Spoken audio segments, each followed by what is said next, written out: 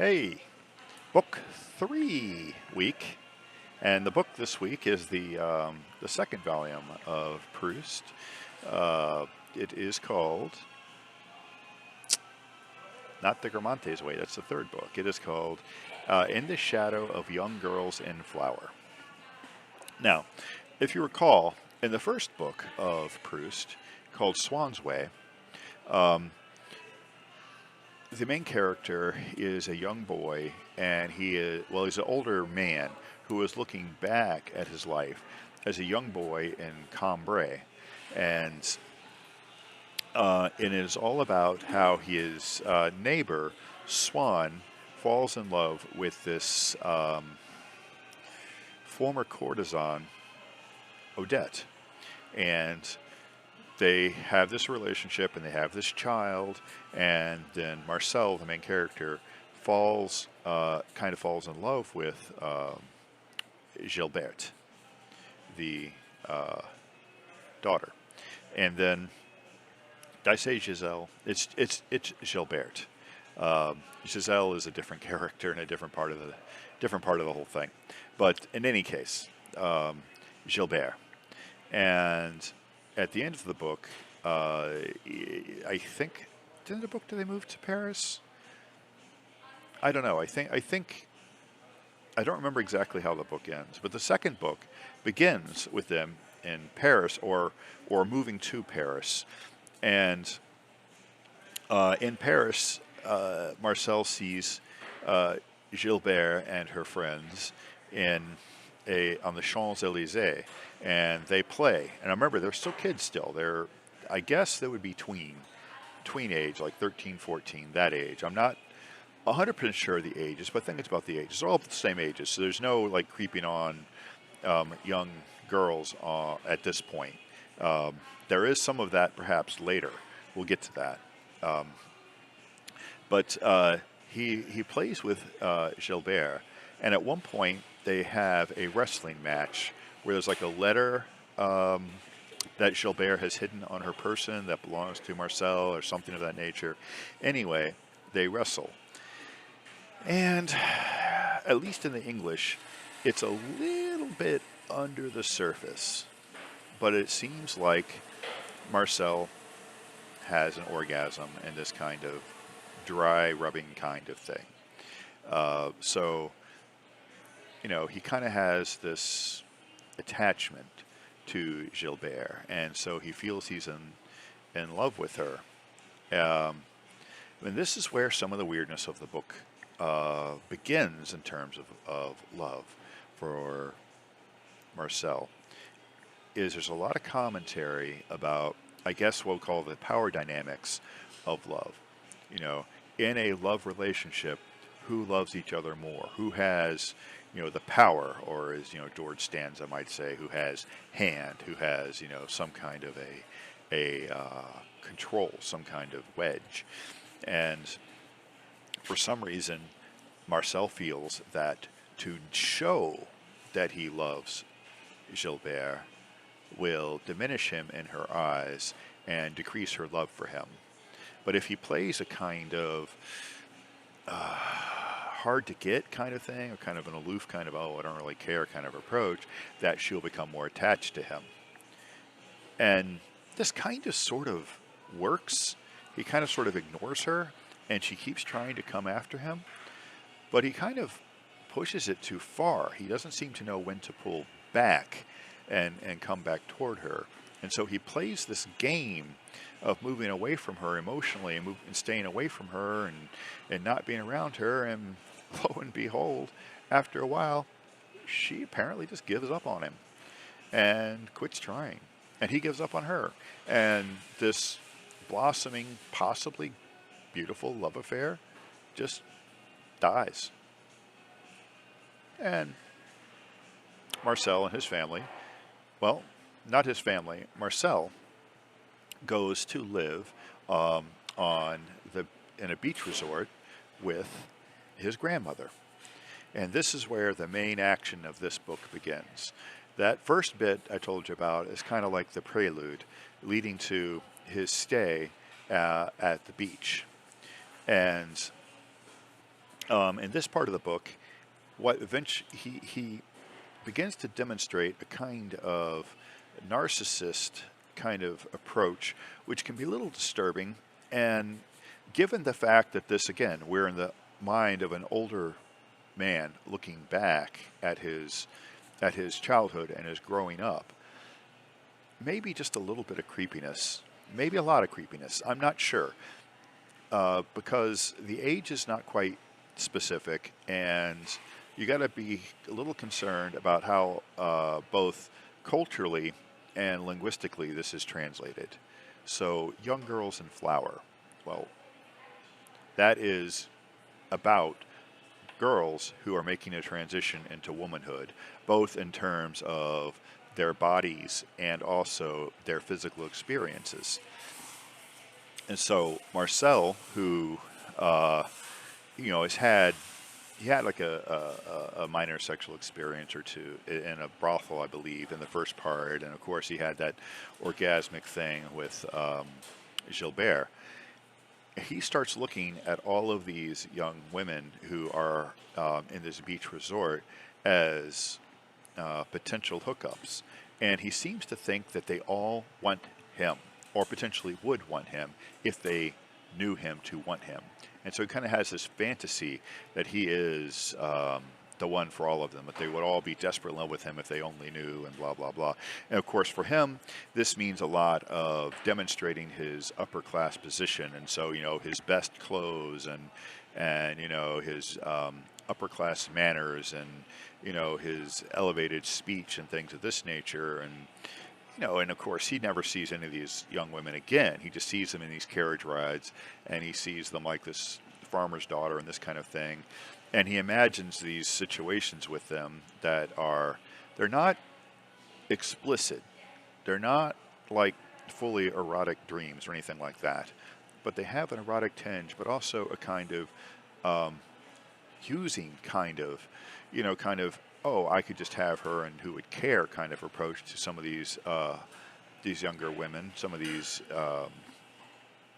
working class women, some of these peasant girls, and a kind of throw them away kind of approach. It's kind of sick, and I'm not really sure why this is written this way, because honestly, when I read this the first time, like I don't know, 30 years ago.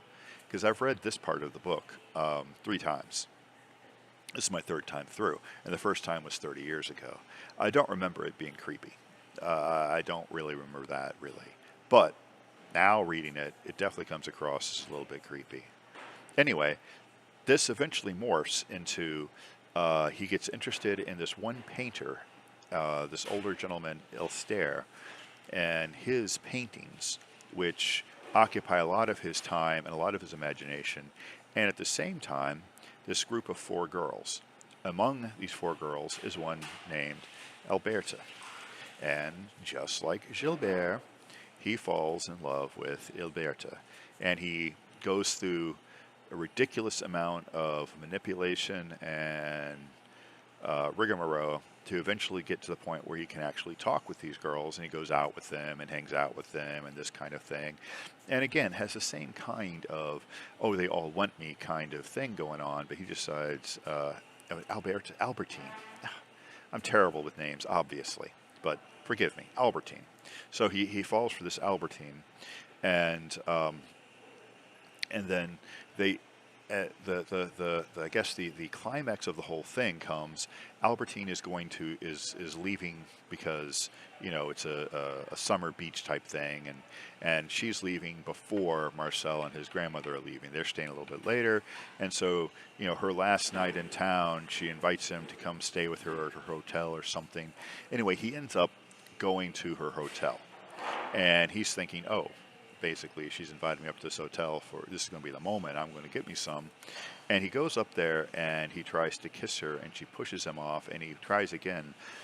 And look, when it was written, I do not know how this would have played. But nowadays, in 2024, this is sexual assault. I mean, there's not any real doubt about that. And she pushes him off, and the next day they talk about it. And she's told no one. She doesn't intend to tell anyone. And she says that she does like him, just not that kind of way. She's not that kind of girl, etc., etc., etc. And anyway, so and then she goes off to where she goes, and then at the end of the book, he ends up going to Paris with his family again for a different kind of stay in a different place, and that's what the third book begins with: is his family in Paris. So, what do we make of the second book? Well, apparently, when Proust was originally drafting this material, this was not part of the story. Albertine didn't exist. Gilbert was the love interest, and he wrote and published the first one. And then the second one was going to be the Guermantes Way. The second one, it was only going to be a trilogy. But some world events happened, like World War I and various other things, and there was a delay in getting the second part published. And while that was delayed, and while Proust was continuing to write and rewrite and rethink and whatnot, this whole kind of Albertine bit began to grow. And so it displaced the Guermantes Way. The Guermantes Way moved into the third part. This part was inserted here. The whole new Albertine subplot at this point, and this character named Saint Loup, and Saint Loup's bit, and the whole thing with Ilster got inserted here, and the third book was rewritten to indicate that, to reflect a little bit back on this, but basically to move on into the next part of the story. So, why did Proust include this somewhat creepy kind of him at the beach looking at all these young women? And I think what's going on here is that, yeah, it reads as creepy, but I think, again, what we're looking at here is we're looking at the interior and dialogue, that interior monologue, not dialogue, monologue really, of this young character. And, he sees all of these attractive young women, and he doesn't have the social knowledge to see that, they all have their own interests. He doesn't really invest them with their own personalities. He only sees them as things for himself, to reflect back on himself. And I think that this is just meant to show kind of this young growth of knowledge of self and knowledge of the world and things in the world, because there's a lot of that, particularly with the Alster bits about painting, in terms of which is more real, the Baalbek that they're in or the Baalbek that he painted. Because the Baalbek as it is, that's the things in the world that have no particular meaning. But when they're painted, they become Baalbek for someone. They become Baalbek for a purpose, for a reason. This is the same thing that Proust is doing in writing this story. You have this beach, which is just there, that's just there in the world without any particular meaning. And then it becomes a meaning for the people who are in it. It becomes a meaning for us, the reader. And I think that is what he is looking at and that he is getting into. Because when he first sees these young girls, he thinks they're all basically, he doesn't use this word, but the word would be slut. That they're basically just sleeping with everybody. He thinks that they're probably the daughters of some working class people who have gotten rich and that kind of thing, and they're just out here basically just looking for who they can sleep with. And so he thinks that, oh, all I got to do is, get in the right place and I'll get some. And it turns out that, well, they're not this kind of person at all. Now, there's some classism going on there. There's definitely some sexism going on there. There's definitely some narratives that we can look at in terms of, how have things changed. There's some issues of, what someone like Irregular might call, the male gaze, that, that seeing the woman for the man kind of approach. And, there's definitely some aspects of that going on here. And and there's also, for me anyway, a sense of, these are people with nothing to do. Just absolutely nothing to do. This is a very idle class. And Marcel is a particularly idle person in this idle class. In fact, his idleness is even mentioned by other people. You know, he could be doing things like reading a lot or learning a skill or a trade. You know, he could be, learning about law or finance or art. He could be practicing his art. He could be out exercising and doing sport and that kind of thing. Now, he is a sickly character, so that would probably be an unlikely thing for him to do. But he could be doing something with his time, but he doesn't. What he does is he mopes. He mopes, he mopes, he mopes. He sits around waiting for these girls, Albertine and her crew, to come around. And it's just all kind of a little bit sick.